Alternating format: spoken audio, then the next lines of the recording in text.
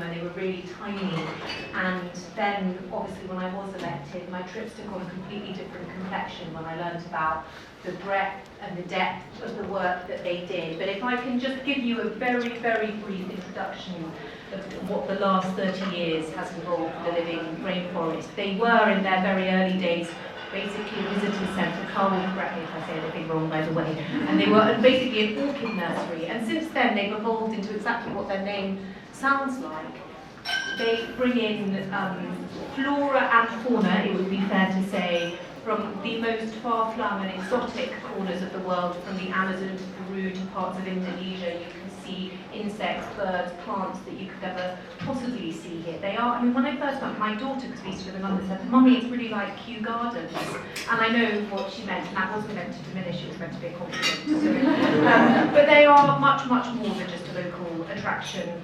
Under Karl's leadership, and actually I hadn't realised it was nearly 25 years of leadership, 23 years, they have amazing ecosystem and sustainability exhibits. They are part of the Trust for Sustainable Living, and many of the students who are in this room know them through your connection to that. That's a global education charity that works in more than 117 countries. So I'm very grateful to all of you who've come today. But this isn't just about celebrating the last 30 years of the Living Rainforest's success. It's about looking ahead to the next 30 years of the Living Rainforest's success. And with that in mind, I'd invite you to give a warm welcome to their Executive Director, Karl Hansen.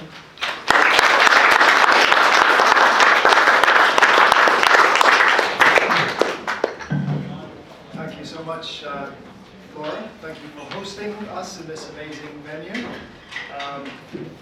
So I'm Karl Hansen, the CEO of the Trust for Sustainable Living and the Living Rainforest. I'd just like to thank you so much for joining us today to celebrate 30 years of the Living Rainforest Centre, which is quite an accomplishment. It's not an easy thing to run a visitor centre with plants and animals and what have you. I know that many of the people in this room have played a role in our success of the first 30 years of the Living Rainforest. So, and also I'd like to thank our grand prize winners from India, from South Africa, and from Japan, who are in the room. Could you put your hands up, please? Yes.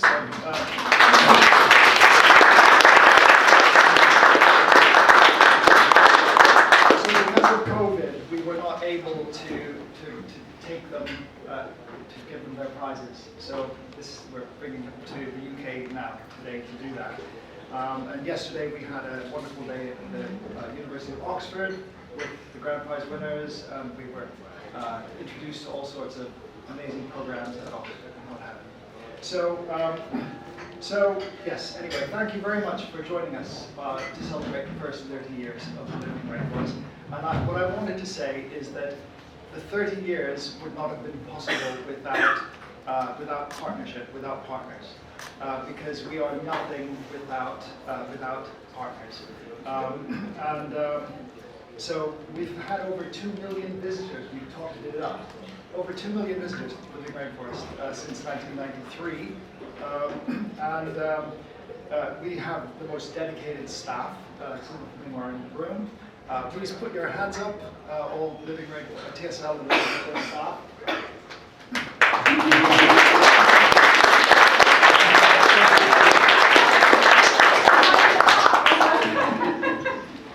Thank you. And also a huge thanks to our donors over the years for helping to support our work. Please pick up one of our booklets that talk about not just the past 30 years, but also our ambitions for the next 30 years. And to try to summarize, those include rebuilding the Living Rainforest Centre, because it is, although much loved and well visited, it is getting old now, and it really does need your support to continue.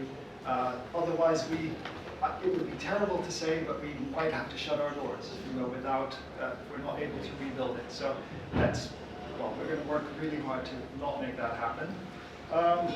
But we also work, as Laura said, around the world, trying to teach teachers how to teach sustainability. So the world's leaders signed up to the UN Sustainable Development Goals in 2015, but none of them, or very few of them, would be possible without education. And unfortunately, teachers around the world simply do not know how to teach sustainability yet. So they're crying out for support, and that is what TSL is trying to help with. So without further ado, thank you very much for coming today. Thank you for being part of our journey for the first 30 years, and please join us on the journey for the next 30 years. Thank you.